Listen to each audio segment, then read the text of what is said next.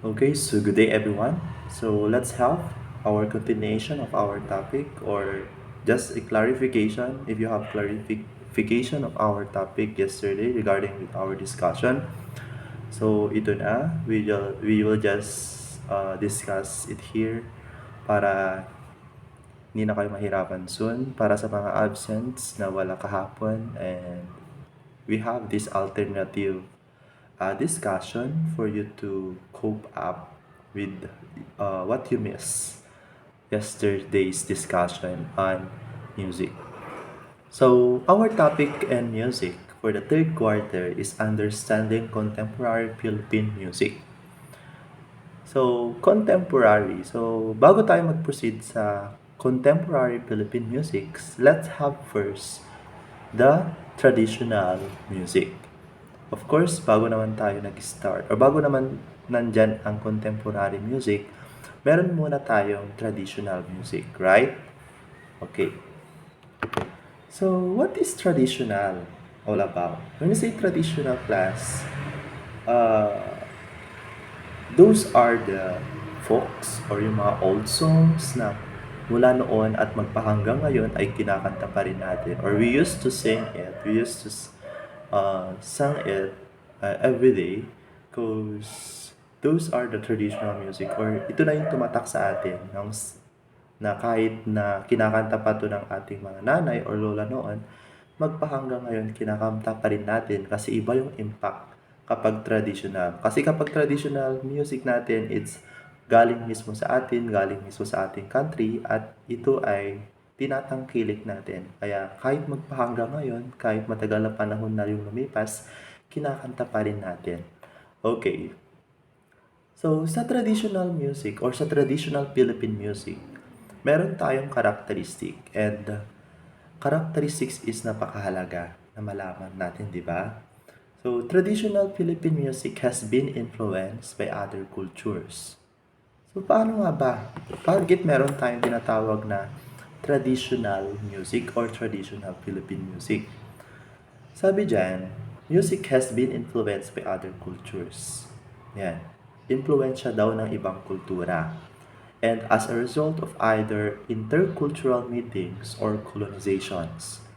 So result daw ng mga intercultural. Kapag sinasabi natin intercultural, it's either a culture of other countries or a mix of cultures which results to a colonization.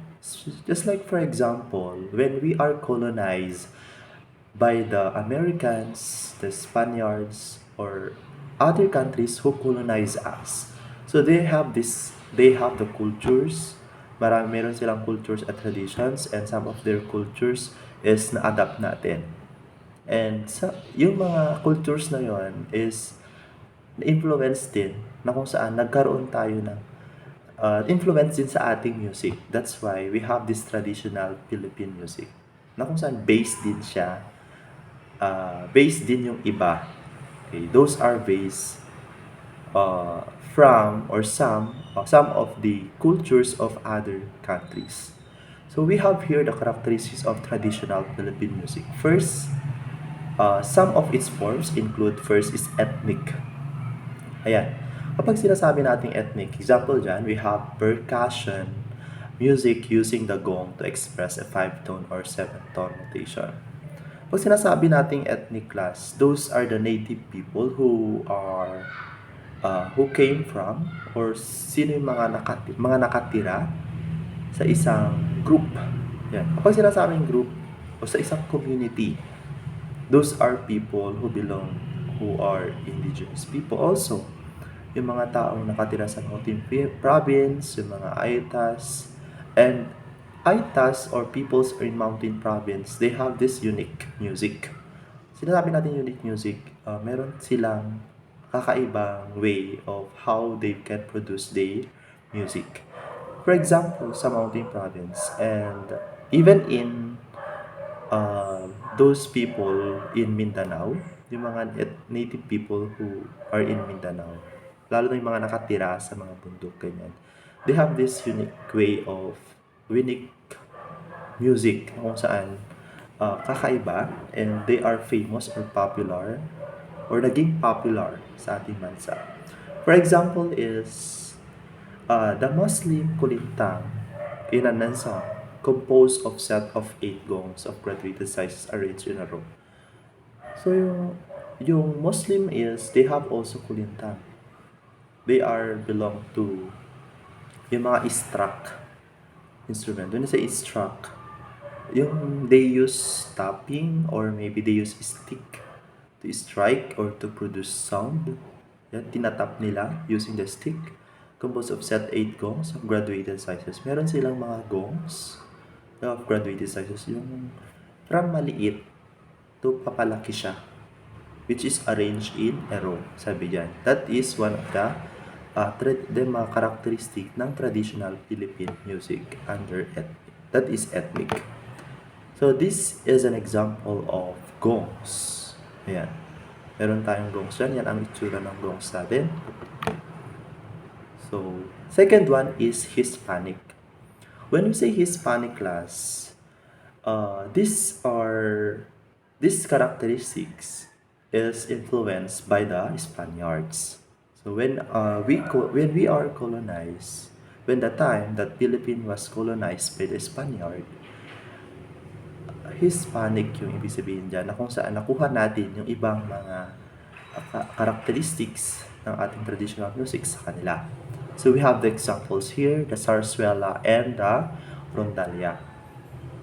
Okay, let's have first what is zarzuela. Zarzuela is a Spanish lyric dramatic genre that alternates between spoken and sung scenes. So, Spanish nanggaling ang zarzuela that alternates between spoken and sung scenes. So, kinakanta siya or can be spoken and at the same time, kinakanta siya. So, the latter, incorporating operatic and popular songs.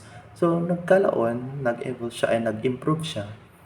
It became operatic and popular song. Naging kinakanta na siya in a theatrical performance na siya, and naging popular na siya and as well as dance. Kung noon, kinakanta lang siya and or sinasalita lang siya and naging operatic na siya and dinalapatan na rin siya ng dancing. So that is zarzuela. On the other hand, we have here the rondalia. So actually, ang zarzuela, meron ding background music lang. And the background music of zarzuela is rondalia. Yan, may mga members na nagpe-play ng rondalia and they serve as the instrument or accompaniment or yung music ng zarzuela. So the term rondalia has come to refer to an ensemble of black string instruments and is associated genre of music. So when say black string, those are instruments that are belong on chordophones, inarguably influenced by the popular music and sound brought to the islands of Spanish colonizers. So ang sinasabi din na ang rondalia is also brought or influenced by the Spanish colonizers. So this is the picture of zarzuela and rondalia. Yan ang zarzuela. And the other at the right portion of our slide, that is the rondalia players or yung mga tumutugtog ng rondalia. The next form or characteristic is the Filipino. So example is the awit and korido. Ang awit at korido, ang mga tulang ito ay mga paksang tungkol sa pangromansa. Ang korido ay salaysay sa pakikipag-ibigan at pakikipagsapalaran ng isang tauhang malabayani na punong-puno ng kababalaghan. So, that is korido. Ang awit naman ay salaysay sa pakikipagkaibigan at pakikipagsapalaran, ngunit ang mga tauhan ay walang sangkap na kababalaghan.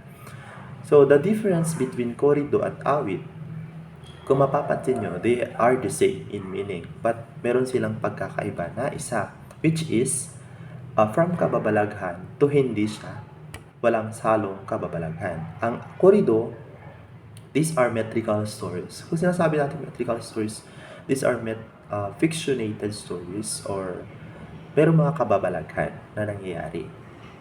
That has also a moral lesson. And yung awit naman, it talks about friendship and pakikipagsapalaran. But there is no sangkap or walang sangkap ng kababalaghan. That is awit and korido.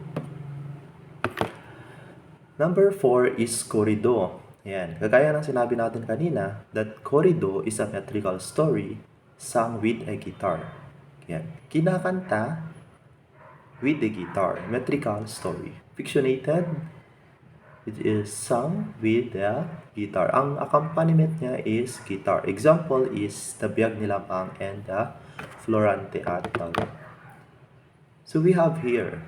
So those are all the characteristics of traditional Philippine music. Litin natin. We have here, number 1 is ethnic. Number 2 is Hispanic. Number 3 is Filipino. And number 4 is the Korido.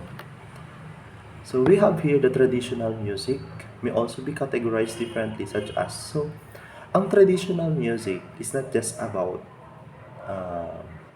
about intense music, but it can but it also be categorized differently such as welcome songs, pwedeng pang welcome songs or to welcome the visitors, to welcome special people or those people who we want to welcome in our community, those people who came from other places and we want to entertain them. Those are welcome songs.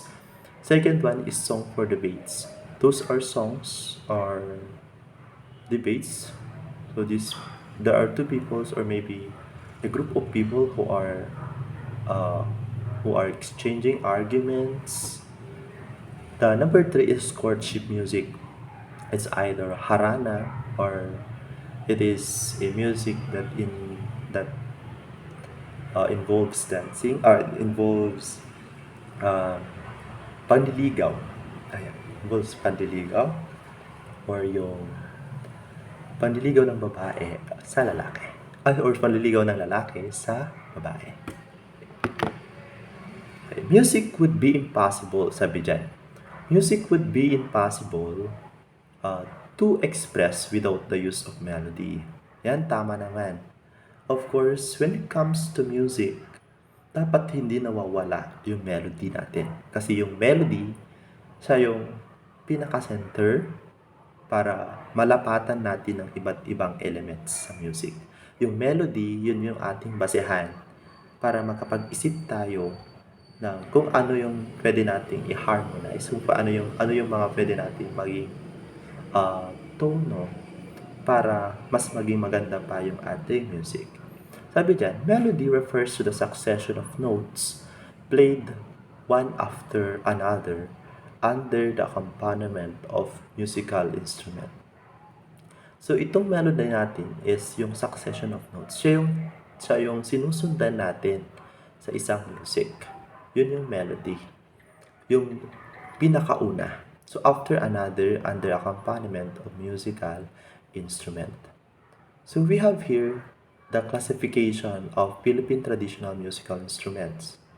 So for the classification for Philippine traditional musical instrument, we have the bamboos that are blown. Kapag sinasabi natin bamboos that are blown or yung mga binublow natin na bamboos or instrument, that is under aerophones. Yan. Kasi ang binubuga natin is air to produce music. Number 2 is bamboos that are struck.